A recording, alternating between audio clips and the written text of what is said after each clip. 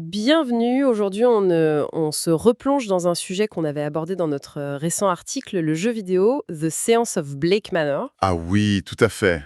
Un jeu qui nous avait pas mal marqué. Exactement. Et l'idée là, c'est un peu d'extraire l'essence de ce thriller gothique en se basant sur ce qu'on avait analysé justement. Mhm. Alors pour se remettre dans le bain, on est en Irlande, fin octobre 1897, un manoir isolé reconverti en hôtel. Pour un congrès d'occultistes, rien que ça. Voilà.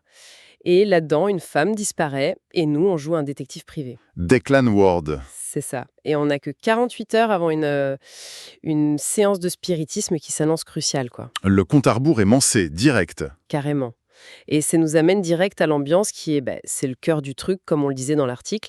Oui, c'est un mélange assez particulier. C'est ça, un peu de roman victorien, une enquête à la Agatha Christie, et puis ce côté folk horror irlandais très ancré dans les légendes locales. Tout à fait. Ça crée une atmosphère vraiment unique, assez présente. Et on est donc ce détective Declan Ward qui doit retrouver cette Evelyn Dean dans ce huis clos un peu oppressant. Hmm. Et visuellement alors? Ah, visuellement, c'est très fort. C'est un point qu'on avait aussi relevé, ce style comic book vivant. Inspiré de Mike Mignola, c'est ça? Exactement, le créateur de Hellboy. Donc beaucoup d'ombres, des contrastes très marqués. C'est pas l'horreur facile avec des jump scares, hein. Non, c'est plus subtil. Voilà, c'est une horreur d'ambiance euh, élégante, presque macabre.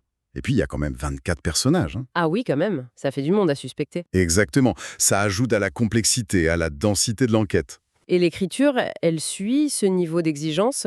Ben étonnamment, oui, on pourrait s'attendre, tu vois, à un simple Cluedo avec du surnaturel. Mhm. Mais en fait, ça va plus loin.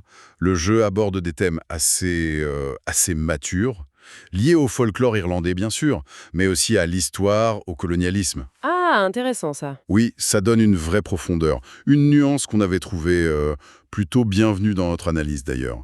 Ça dépasse le simple jeu d'enquête. D'accord. Mais alors, le truc qui change vraiment la donne, la mécanique clé dont on parlait beaucoup dans l'article, c'est ce temps limité, non? Ah oui, ça, les 48 heures. C'est ça, 48 heures et pas une de plus. Chaque dialogue, chaque pièce fouillée, hop, le chrono avance. C'est ça qui est fort. Ça met une pression constante, une urgence, palpable. On n'a pas le temps de flâner, quoi. Pas du tout. Et les autres personnages, ils ont leur propre vie, leur emploi du temps. Si tu rates un rendez-vous, ben tant pis, Tu peux rater une info cruciale, carrément. C'est hyper immersif, ça te met dedans direct. Mais mais ça peut être frustrant. voilà, c'est le fameux trial and error, l'essai-erreur. Tu sens que t'as loupé un truc, qu'il faudra peut-être recommencer une partie pour mieux gérer ton temps. Oui, je vois. Heureusement, il y a une option pour revenir en arrière, non? Une sorte de sauvegarde? Oui, heureusement, ça permet de pas tout jeter. Et ça encourage même à refaire le jeu, à explorer d'autres pistes pour démêler tous les mystères. Il y en a 34 quand même.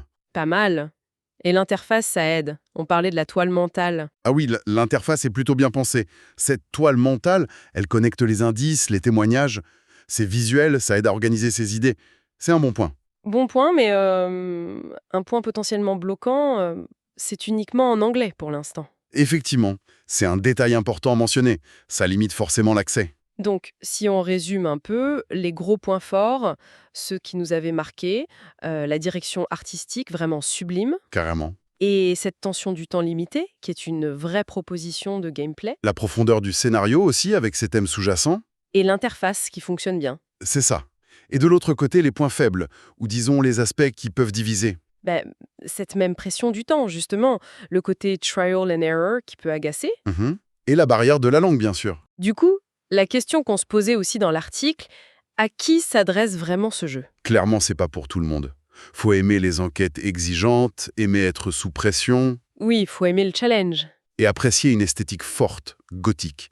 Si on cherche une expérience plus relaxante, ou si l'anglais rebute, Mieux vaut passer son chemin. voilà, c'est une expérience intense, exigeante. D'accord. Mais au fond, ça amène une réflexion intéressante, je trouve. Au-delà de ce jeu précis, qu'est-ce qui nous fascine tant, en fait, dans ces histoires où le temps devient un ennemi? Ah oui?